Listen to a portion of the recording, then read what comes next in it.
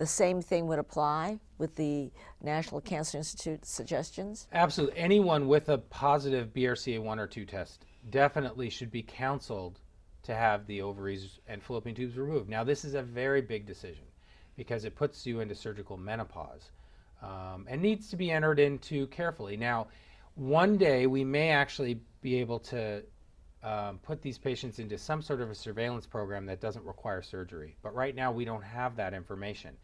So if a patient decides they don't want to have their ovaries removed at an early age, I would recommend them getting CA-125 levels and ultrasounds and pelvic exams every 6 months. However, we know that that kind of screening doesn't necessarily help prevent the onset of the disease. It may actually, we may get lucky and pick up a cancer early, but right now we know that that's not the most effective method. Really, these patients should be encouraged to have risk-reducing surgery. Now, what happens when the NCI made these recommendations? So has the NCI tracked the trends? Has then the death rate decreased? We know, absolutely. The studies that have been done looking at risk-reducing surgery for ovarian cancer in high-risk populations, patients who either have a very high family risk in terms of 2 or more relatives with breast or ovarian cancer, or in patients who have already been diagnosed with the mutation. In those patients, we know that their risk of developing ovarian cancer and the risk of death is much reduced. So certainly risk-reducing surgery in that group of people is effective. And studies have shown that. So certainly that's, we would encourage people based on that information. But again, it's a very difficult decision to enter into, and one that has to be made very carefully by sitting down and talking to oncologists, primary care doctors, and even genetic counselors. Now, for other women who are negative, who are BRCA1 negative, you probably tell them other things. What would you say to them that we don't know enough yet? You're still going to be followed? What do you say? Well, actually, I think that women in general I think the important thing is that we understand our bodies and any symptoms that our bodies are giving off, and that we report those symptoms to our doctors. Now, sometimes our doctors don't necessarily pick up on those symptoms, but it's important that we talk to our doctors, and hopefully with time and with getting the knowledge out about ovarian cancer, you can enter into a discussion with your doctor about these symptoms and move on to appropriate strategies of diagnosis and intervention. So certainly patients with those symptoms who may not be necessarily high risk, I would encourage them to see a gynecologist for a pelvic exam and further testing as deemed warranted, certainly. Now, ovary cancer, once it's picked up, there's different spectrums of treatment for ovarian cancer, and it really depends on how early the disease is picked up. So it's very important that they see a doctor, certainly when they get symptoms like we've talked about earlier. So in your experience and all your reading as a women's cancer care specialist, have they found that if people present with these symptoms of bloating, pelvic pain, change in bowel habits, and they go to a family care practitioner or a general internist, and they're not referred to obstetrician gynecologist for a GYN exam, is there change in their statistics for survival, for diagnosis, for anything? Do they know that already? I think that particularly in my specialty, GYN oncology there's probably only 700 of us in the country who practice this field. So unfortunately, we can't see everybody. It's very important that people get referred appropriately to a gynecologist and then on to a GYN oncologist as deemed necessary. And I think part of it is we need to get the word out to people so that doctors understand the implications of all these things. I think there are some studies that say that patients with ovarian cancer who are cared for at regional centers where they have GYN oncologists certainly do better overall. Their outcomes are better. We know that. That being said, many patients with these early symptoms have been referred to me from both internists and primary care doctors and other gynecologists. So I think it sort of depends on the provider, and I think that we all need to communicate well, both from the patient to the physician and the physician to the patient, to get those patients into the right specialty to be seen.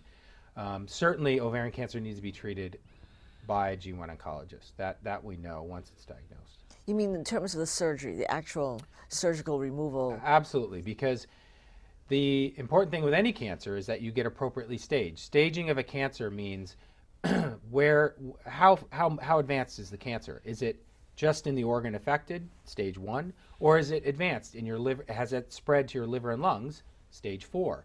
To do that appropriate staging requires an effective staging surgery or staging procedures like CAT scans and PET scans to help diagnose the disease appropriately. And that needs to be done by a specialist.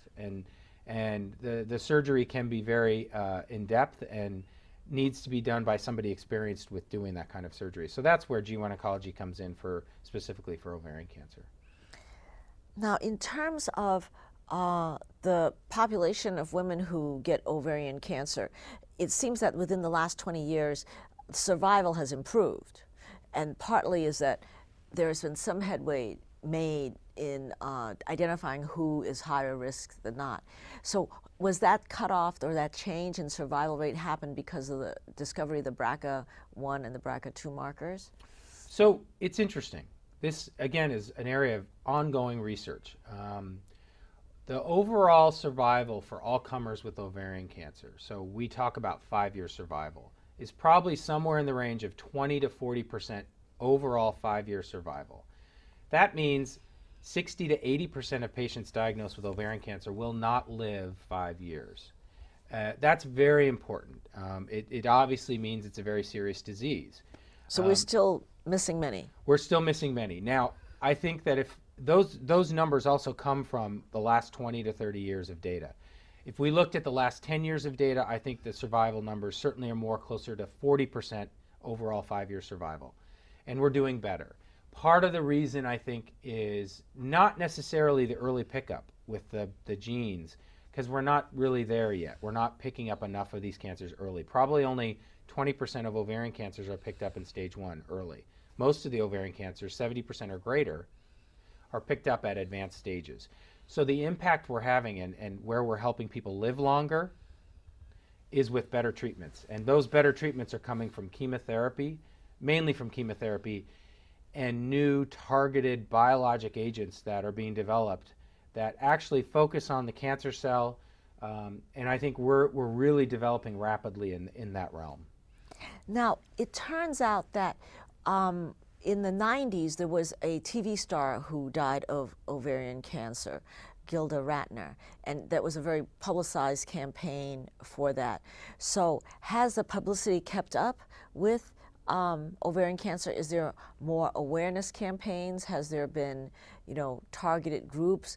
How has this, media message been made, bigger with, doctors' organizations or ovarian patient rights advocates? Or there's actually a lot of foundations and a lot of funding support for ovarian cancer.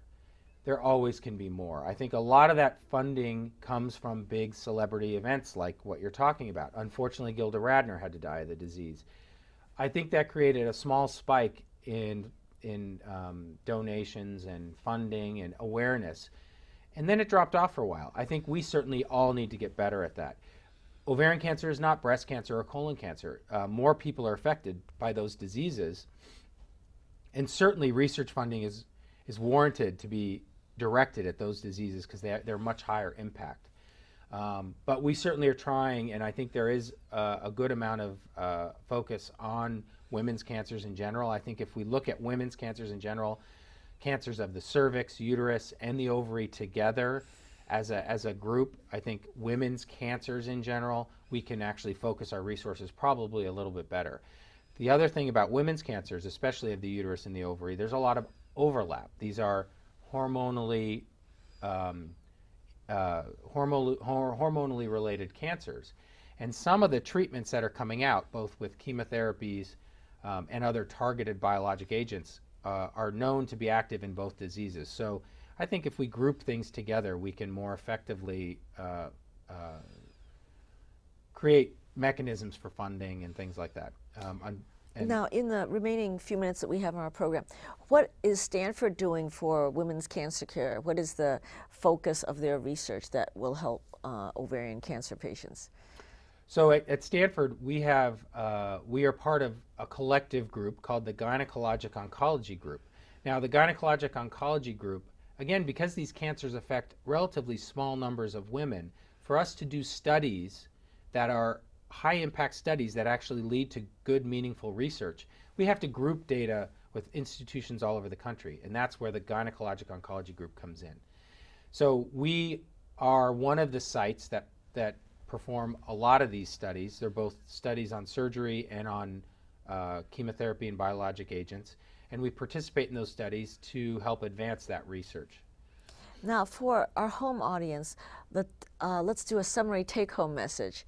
So if you have family members, loved ones who are age 60, around there, women, who have symptoms of bloating, pelvic pain, abnormal change in bowel habits for a while, have them see their primary care doctor, who then sends them to an obstetrician gynecologist for an evaluation, and consider that there are some type of screening tests, although not perfect, CA 125, and other tests. And I think it's been a really interesting discussion. I hope that you'll come back and join us, and it's a very important topic that we hope our viewers will chime in and call us and tell us what they think. So thank you for joining us on ovarian cancer. Thank you very much for inviting me.